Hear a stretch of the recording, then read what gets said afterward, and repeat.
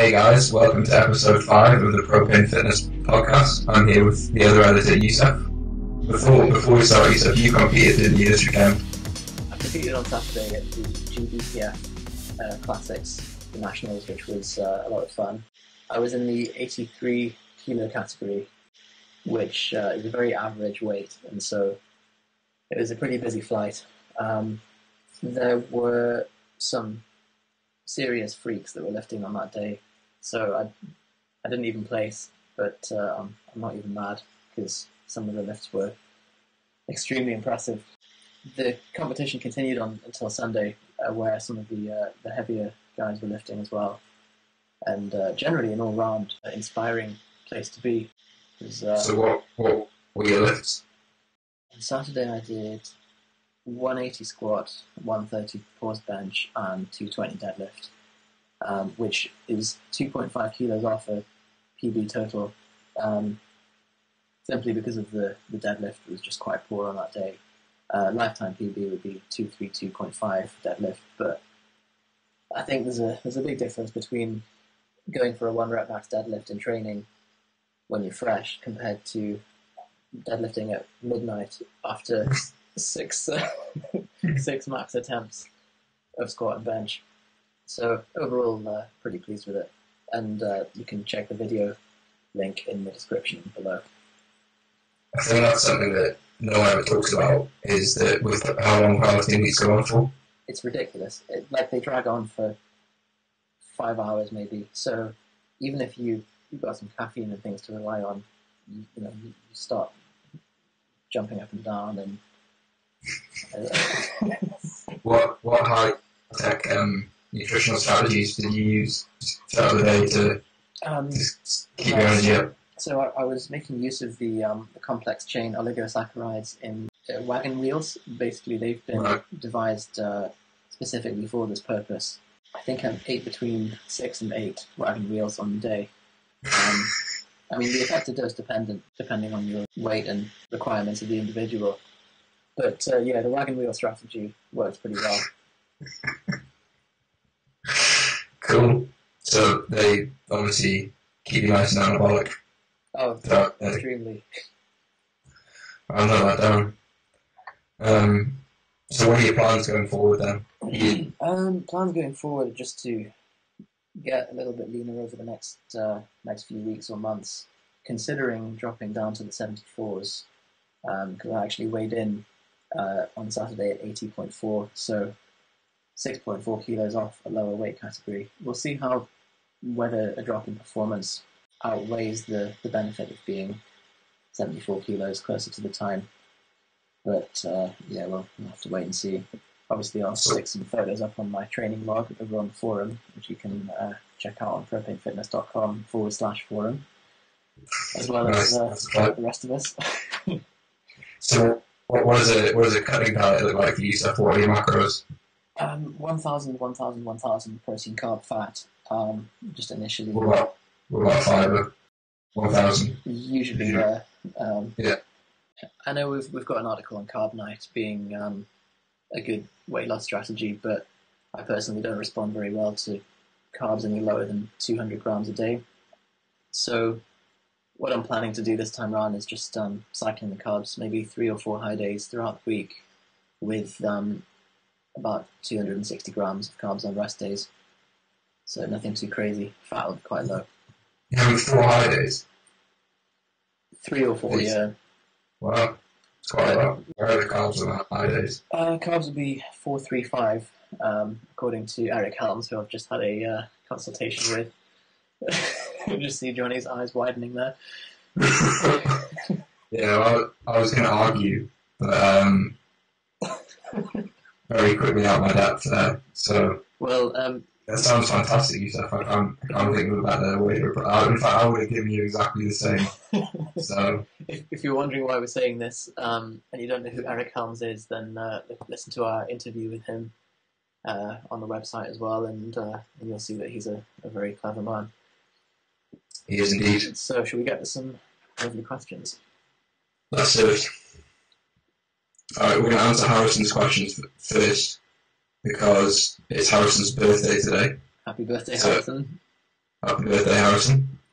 We're trying to decide what it is that Harrison's actually asking, because it's more of a statement. To summarise his question, he's asking about whether a diet can be used for to improve your tolerance of volume, improve your top end strength, and whether you need to make any differences to diet for hypertrophy rather than strength work. So do you have any thoughts on that, Yusuf, initially? Guessing from the question that he's talking about how to adapt diet for more glycolytic training, that is training that uses more glycogen, then I don't think there's a huge difference in terms of if you're doing a very high volume, then Lyle McDonald's recommendation would be, and I quote, for every 2 sets of 10 reps of a compound lift, you require 5 extra grams of carbs. So a typical high volume workout should not require more than 40 to 60 grams of extra carbs. I think that maybe makes sense, but it's not something that I would personally consider playing about with too much unless the volume is on either end of the spectrum. What do you think? Yeah, I think when you mention volume, it kind of depends what we're talking about. Like if you're comparing say a CrossFit athlete to a pure strength athlete, I think that the dietary requirements for those two people are different. The way I'd probably set up the diet anyway would be to fix fat as a percentage of calories and then let the carbs fill the remainder depending on what the calories would be.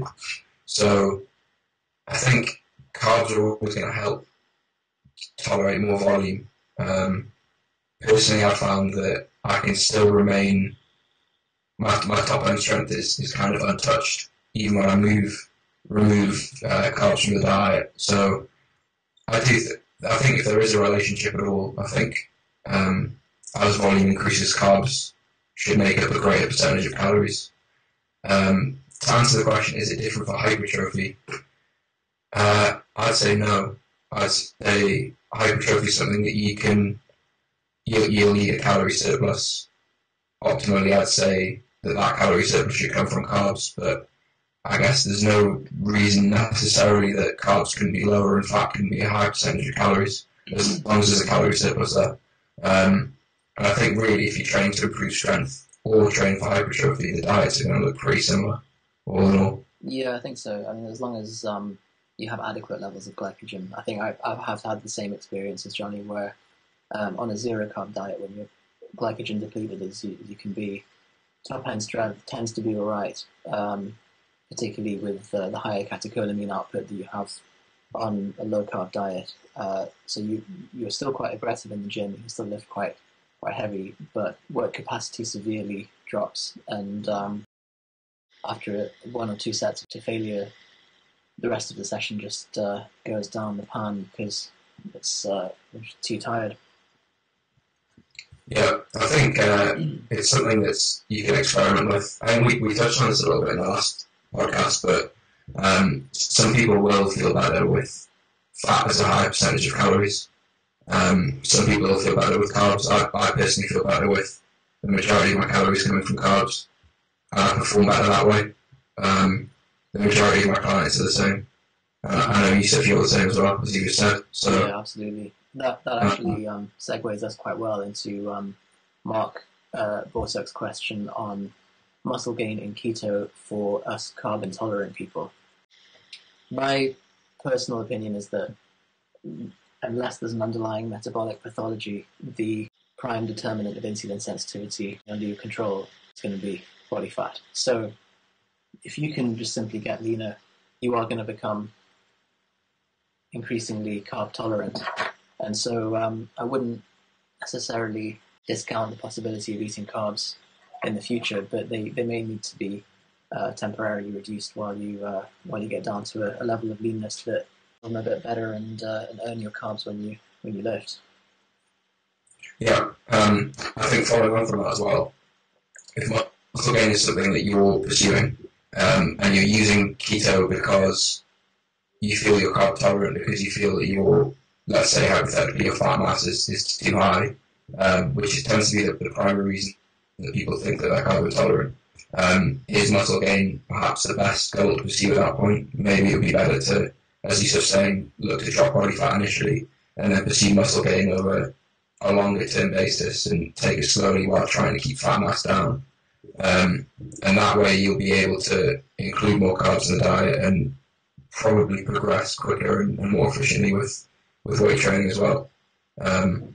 If, however, fat mass isn't a concern for you and you're just using keto because you think it's a better approach, my personal stance on carbs is that you should keep them as high as you can, and that there's no distinct benefit, in my opinion, to keto, especially for muscle gain. Yusuf covered the benefits, the pros and cons of low carb very well in a recent article when used for fat loss, but I certainly see no real benefit to using it for muscle gain. Let's also not forget that keto diets are pretty smelly, pretty expensive, and pretty socially awkward. So there's not a whole lot going. Very unpleasant as well. Oh, horrific. Yeah. Next question's from Amanda Machado. I hope I pronounced that right. Cycling carbs, cycling calories, alcohol and fitness, fasting, high intensity cardio, and tips for women to gain muscle. I think that's what's that? Fitness. All of fitness. All of it. I think we can certainly cover that in a series for women over the coming weeks. There's not a whole lot that I would personally change in terms of programming a female client compared to a male one. Maybe some slight changes in choice of cardio or calories, but nothing groundbreaking. Yeah, I agree. I think the only things I change with in terms of weight training programming is I'll generally keep the volume a little bit lower. I just find that on average women tend to respond quite poorly to high volume routines. Again, that's a personal thing, so experiment and see what works for you. And then when setting up a diet, I'll typically include more fat as a percentage of total calories.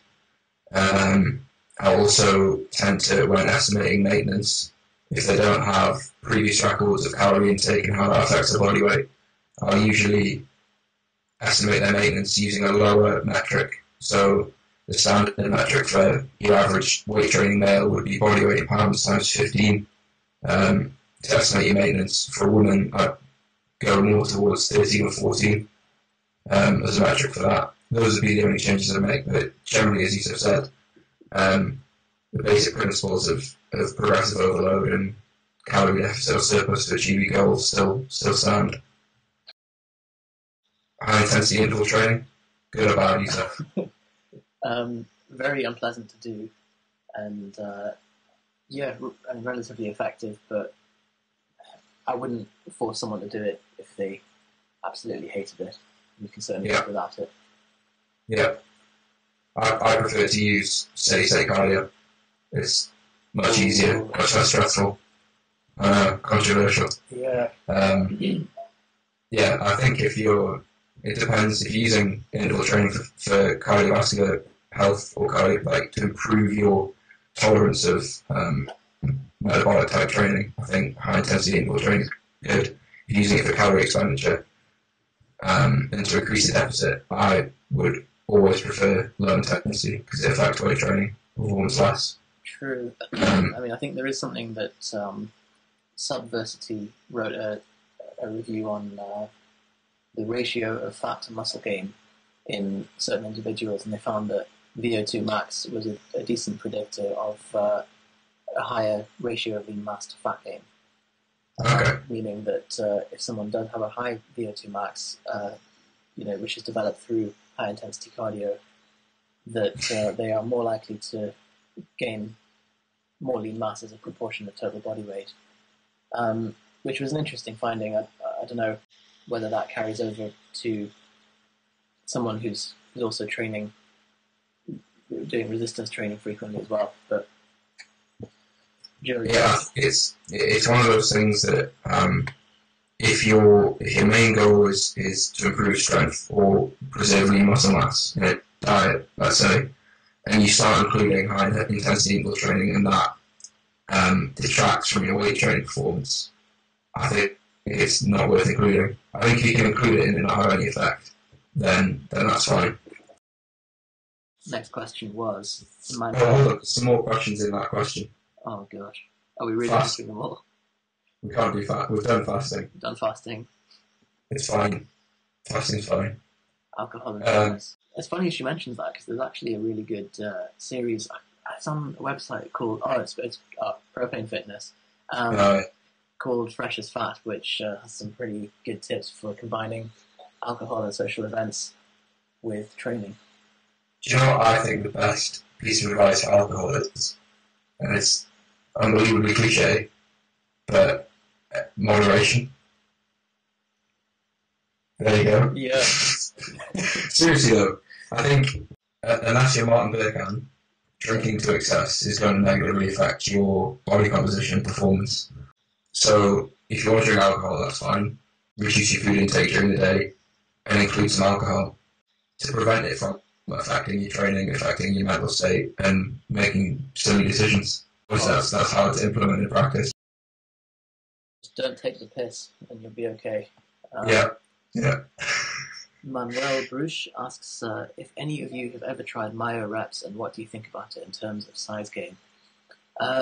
Both myself and Johnny have done Myoreps for a while with a lot of success. They're great fun to do. They're not too taxing. They keep things interesting when you're training.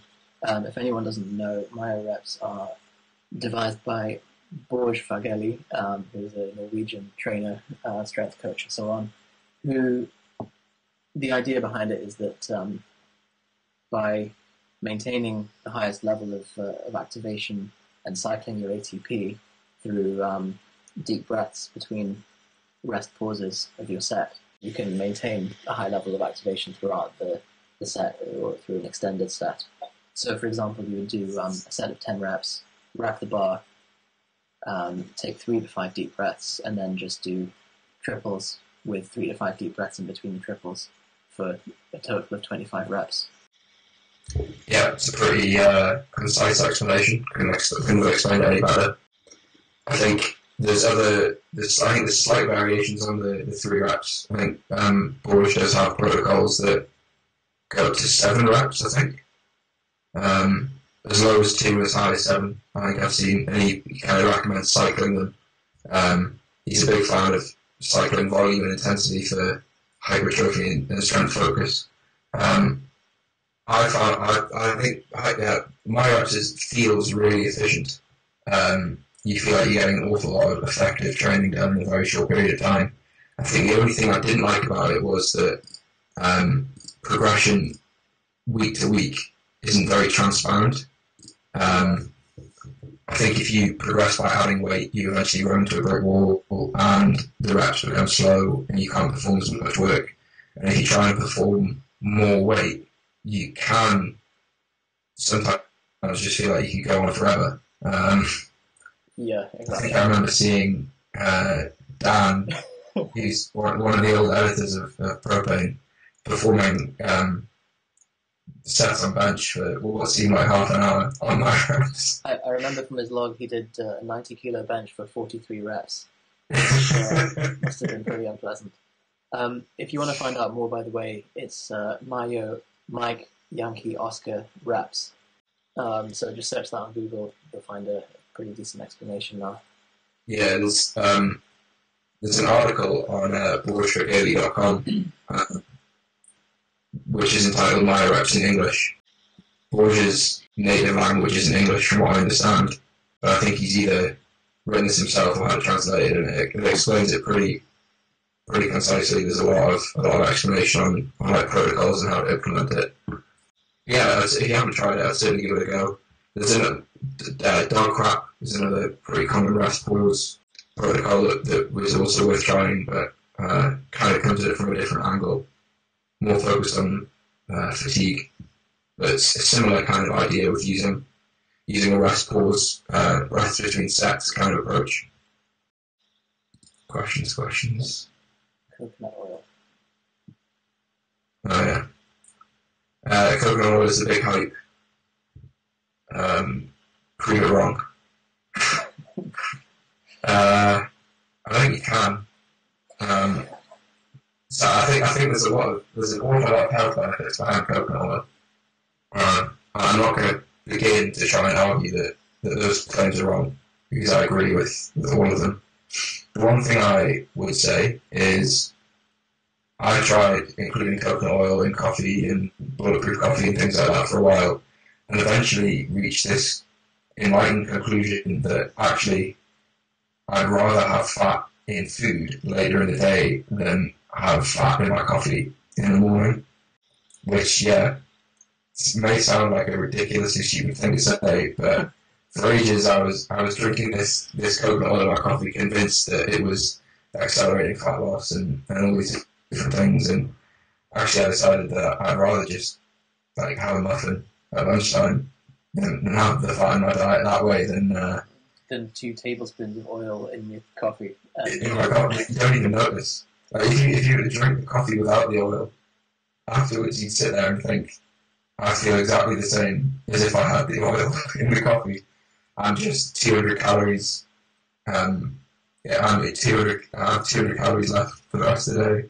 I think if you wanted to include coconut oil into your diet and you're convinced about the health benefits, definitely, you don't have to put it in coffee. Like you could fry with it, or you could use it as a substitute for any other fat source that you would normally use, and then get the best of both worlds.